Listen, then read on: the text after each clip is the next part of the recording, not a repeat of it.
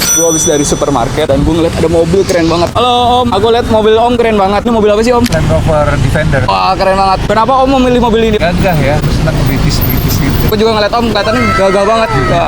Om punya mobil ini, what do you do for a living? Gua entrepreneur yang AI. Itu aku boleh nggak belajar tentang bisnis om? Gua tadi kalau gitu mau ke kantor soalnya. Udah berapa lama om berbisnis? Sebelum lulus kuliah tahun 2000, 26 tahun. Bisnis pertama om itu apa om? Buka warnet. Atau warnet nggak? Tahu. Masih pernah nyobain? Masih pernah. Kirain jadi udah nggak tahu warnet. Dulu kan handphone juga belum canggih kayak sekarang. Terus internet juga masih susah. Angkatan gue dulu mau akses internet banyaknya ke warnet. Jadi kita buka warnet. Ya merambah-rambah bikin website, bikin jaringan. Pokoknya bidang IT lah. Berarti om dulu kalau IT juga? Nggak nyambung juga. Dulu gue kuliahnya di planologi. Planologi itu perencanaan kota. Emang passionnya di bidang IT. Malah nggak pernah sama sekali di bidang planologi. Dari kuliah planologi sampai membuka website itu belajarnya bagaimana? Betulnya gue tuh nggak coder atau programmer ya. Gue lebih paham bagaimana teknologi itu bisa dipakai untuk merunning satu bisnis atau menyelesaikan satu problem, opportunity bisnis yang bisa kita kembangkan. Gue berpartner sama teman-teman yang jago programmer. Apa sih om jatuh bangunnya om berbisnis? Udah banyak banget ya, gue udah bangkrut 5 kali. Kayaknya yang bikin gue bertahan, nah yang gue kerjakan sesuai dengan passion. Jatuh, bangkit lagi, at least 1 kali dapat sukses lebih banyak daripada jatuh. Yang gue kerjakan nggak sesuai passion, pasti capek banget. Belum tentu bisa bangkit lagi. Apa penyebab kerugian terbesar om? Kadang-kadang kita memulai sesuatu terlalu cepat. Orang pada belum ready, teknologi belum ready, itu nggak bagus juga. Nggak ada unique selling point-nya, produknya gampang banget ditiru. Sekarang gue kalau bikin bisnis, yang pertama poin itu gue bisa ngasih solusinya nggak? Solusi itu udah ada belum di market? Misalkan udah ada, gue bisa bikin yang lebih bagus nggak? Bisnis apa yang paling memorable menurut om? Media web sekarang ini, dari media bisa banyak banget experience dulu waktu bikin media web. Gue nggak ngerti soal sosial media. 2012 gue baca set di McKinsey, di US 3 dari 4 election bisa prediksi kalau calon presiden atau calon gubernur atau menang di sosial media. Kita buka aja website namanya politikaweb.com. Pada waktu itu pilkada DKI Pak Jokowi Ahok lawan Fauji Bowo. Hampir semua lembaga survei kan waktu itu bilangnya Fauji Bowo menang. Ternyata di website kita Jokowi Ahok menang. Gue sama partner bilang, alah nih kita masa beda sih sama lembaga survei. Habis itu tutup deh website-nya. Ternyata kita benar. Ternyata sosial media powerful banget. Bisa baca kalau di politik suara konstituen, kalau di brand suara konsumen. Kita kembangkan juga produk manajemen kampanye buat politik berbasis AI. Itu pertama juga di dunia tahun